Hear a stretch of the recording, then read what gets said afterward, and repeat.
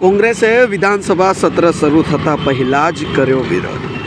અમિત ચાવડા સહિત કોંગ્રેસના અનેક ધારાસભ્યોએ આ સૂત્રોચ્ચાર સાથે કાર્ય કર્યું ત્યારે ભારતીયોને હથકડી પહેરાવી અમેરિકા ભારત પરત મોકલ્યા તે મુદ્દે જિગ્નેશ મેવાણી સહિત અનેક ધારાસભ્યોએ આ આંદોલનમાં ભાગ લીધો।